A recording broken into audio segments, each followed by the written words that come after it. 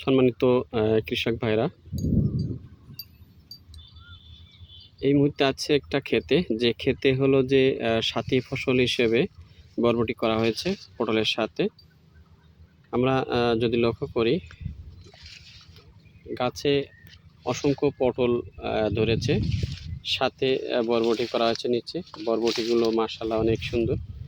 সাথী ফসল হিসেবে চাষ করতে পারি, তাহলে কিন্তু আমাদের পাশাপাশি আমাদের লাভের পরিমাণটা অনেক বেশি হবে।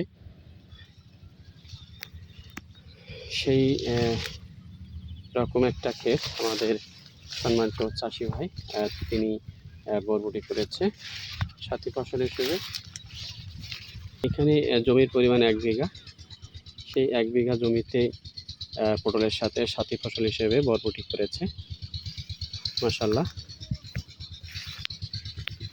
আমরা যদি একটু দেখি,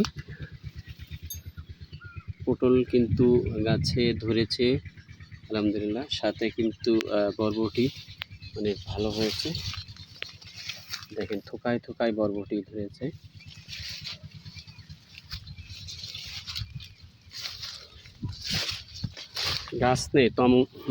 গাছ নেই, তারপরেও কিন্তু পটলের সংখ্যা কিন্তু কম না।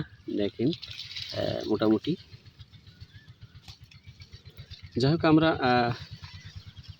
সবসময় জমিটাকে ব্যবহার করার চেষ্টা করব, তাহলে আমাদের লাভের সংখ্যাটা অনেক বেশি হবে।